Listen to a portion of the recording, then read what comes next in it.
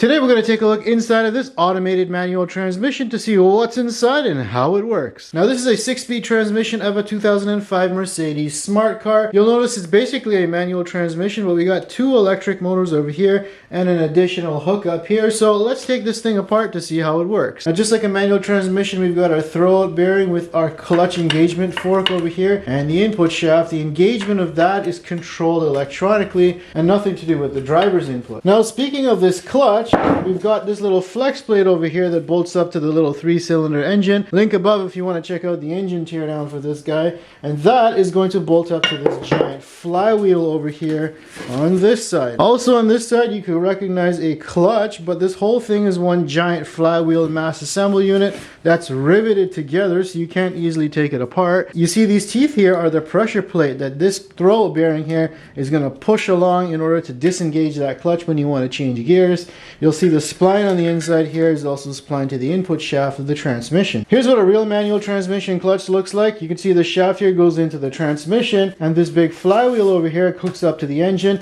This is going to get sandwiched in between here and the pressure plate to transfer torque between the engine and the transmission. We'll start by getting this clutch actuator off here, which has got a rod that controls it. Some of these bolts are looking real scary. Oh. Wow, that was easy. So it looks like that just actuates the rod. As for the other motor here, there's 2 E8s holding it on.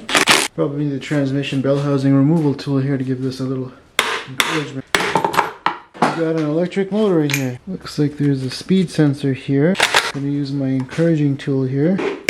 I'll be able to get it off in 1 or 2 pieces. Ah, there's a speed sensor. Of course you got to do some speed matching when you're engaging the clutch. We have what looks like another sensor or actuator, so let's remove that. This one came off easily. Okay, looks like that spins this little rod over here. Let's get this tranny mount out of the way. These are E12s. Next up I'm going to go around and remove all the E12s going around the transmission. Alright, I'm going to use my transmission bell housing removal tool here to shock the dowels here. I'm going to remove this little fork here. There, they got the throwout bearing off. This thing had 300,000 on it. Bearing is not bad. I don't know if it's been replaced though. Also in the back of the lever is the spot where that motor would plunge up to, and that's what would activate the clutch by pressing on this throwout bearing. Let's see, there's 2 E8s here. Let's see if that's going to do anything.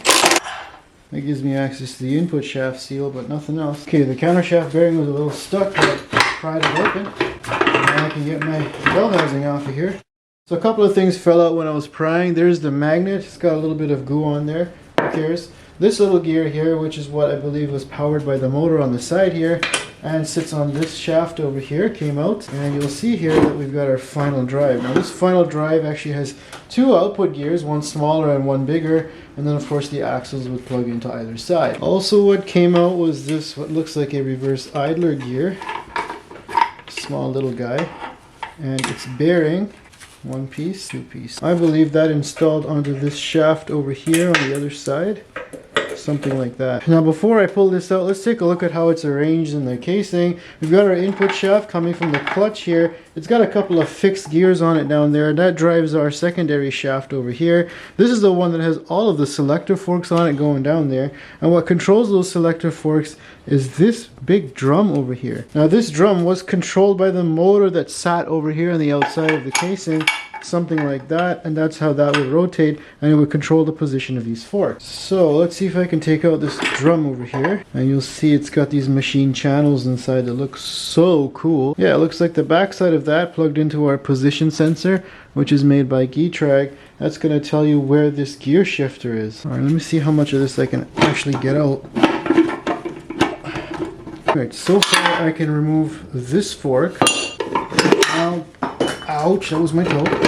Now I can remove this gear here. We gave it a whack from the back and it came right out. So I've got the gears reassembled in the casing, so we can take a look at how the gears work first. Here we've got our input shaft, and this has 3 gears that are fixed to its shaft. On the counter shaft side, all of its gears are just free spinning on the shaft, but they've got collars to lock them to the shaft. So if we engage this together, you can see I can rotate everything freely, and this is basically neutral. It's irrespective of our final drive over here. Now if we look at our gear arrangement here, first gear is the smallest gear driving the largest gear. Second gear is going to be a slightly larger gear driving a slightly smaller gear, and third gear, which would be this one here driving this smaller gear. Now for reverse, we've got this gear here driving an idler gear, and that idler gear is moving in the opposite direction, which would be this one over here. So essentially the gear ratios are contained within these 4 gear ratios. We got 3 forwards and 1 reverse. However, as I said, this is a 6-speed transmission. So in addition to locking in your gear selection between 1, 2, 3 or reverse, you've also got to lock in your final drive ratio. So the smaller gear driving the large gear on the differential would be a great ratio for gears 1, 2 and 3, and this larger gear driving the smaller gear here would be a great ratio for gears 4, 5 and 6. So in essence, you've got 3 forward gears multiplied by these 2 final drives. That's going to give you 6 forward gears. And then you've got your reverse gear, which also has 2 possible final drives to give you 2 reverse gears. I'm not sure if the Smart Car actually uses it. So here's an example. Let's say we slide down in third gear over here. That's on this counter shaft here. We've also got to lock in our final drive. So we'll slide it down to the bottom one over here. And that gives us third gear. So I can roll this along at a generous speed. Now, if I want to go to 6th gear, for example, I just move my final drive to the larger gear driving the smaller gear, and now you'll see the speed is a lot faster on the output. Here's another example. If I wanted to go into reverse, I would move this collar up. That would engage power to flow from here through the idler gear into the counter assembly, and then I have to engage my final drive. So in this case I want low speed reverse, and you'll see that the final drive is now moving in the opposite direction. I could also be silly and go into high speed reverse by moving this back up to this larger gear here, and you'll see that it spins a lot faster. So how does this thing select gears? Well, we know we've got the forks that are sliding this collar up and down, but these forks have these little nubs on them, and those nubs ride inside of this barrel over here as this channel is moving up and down. So I've got my selector fork here, which sits on the collar between gear 1 and gear 2. Now it's got this little nub on it, which is going to ride inside of this barrel's channel. Now depending on the direction, I can turn the barrel until it goes upward into this channel over here. That's going to lock me into gear 2. I can turn it backwards, and then it goes downward into the channel here, lock me in gear 1. I can turn it backwards again to give me a neutral state so I can select some other gears, or I can turn it backward all the way and get back into gear 1. Now if I multiply that out, I've got 2 selector forks here for my speeds, and the last one was for the final drive ratio. I've also got 3 different channels machined inside of this barrel, so depending on the position of where I've rotated this barrel, that's going to give me one of the 6 forward or 2 reverse gear combination. Now in order to determine that position, we've got this servo motor which was stuck on the outside of the transmission casing. It's got 6 pins on it. Says it's made by Getrag and Siemens. Just as a comparison, rotating this barrel to engage the gears is done by this piece here on a manual transmission car. You would have to rotate it this way and move it up and down this way in order to select the gear that you want to get into. So here's our drive motor. There's a couple of torques on either side. Let's see if I can get it off. This is a regular brush DC motor. You can see the brushes down inside of here. This is our rotor with the coils on it, and the magnets are the ones that used to stick to the casing inside of here, but I broke it apart by hammering on this thing. Alright, so popped it out of the housing here, and it appears that all 6 of these cables here just feed the brushes that are inside of here. There's no extra feedback loop or anything. I've got the bearing kind of stuck on there, so let me see if I can get that off with my mechanical press.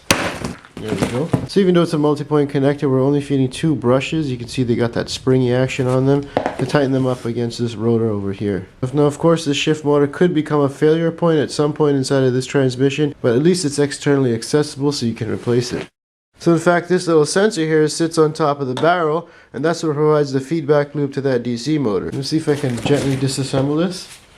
So what we've got inside of here is a variable resistor, and depending on the position of the barrel, it's going to read different resistance values, which is going to be picked up by the computer so it knows what gear you're in. Now in order to operate this lever to push in and out the throwout bearing for the clutch, we have this electric motor contraption over here. Now on a manual transmission, you'd have this slave cylinder, which is going to use hydraulic pressure when you press down on the clutch. Alright, let's remove these 2 torques.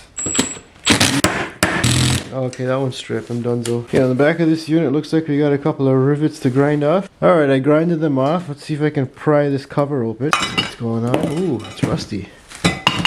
Taking a look at the clutch actuator here, you can see we've got our electric motor. Now this should have a feedback loop somewhere. There is 6 pins inside of here. Now that DC motor is going to drive that spiral gear, which in turn is going to drive this semi-moon shaped gear here, which is pivoted on this shaft. That's going to move back and forth this way, which in turn is going to move this little stud here, which is going to move this lever over here back and forth to engage and disengage the clutch. There's also a return spring at the back here to keep this mechanism nice and taut. And that's a look at this automated 6-speed transmission from Mercedes Smart. I think it's a pretty cool, very compact design, and they only made it work with 2 electric motors. If you compare this to a Ford Focus dual clutch automatic transmission, you've got 2 clutch motors on that one, as well as 2 barrels, which means you got 2 of these shifting forks, and those were absolute garbage, and they still can't figure out a proper TCM logic to make it work properly and reliably. Now Mercedes Smart cars and their engines and transmissions have known to be pretty reliable. Other than the motor itself, everything in here is just like a manual transmission and seems very robust. Now in terms of maintenance, all you gotta do is change the transmission oil once in a while when you feel like it, but in terms of the driving experience, you have to know to drive these because they don't drive like an automatic. It'll be a little jerky because you have that clutch engagement and disengagement. Make sure you subscribe if you want to see more videos just like this one.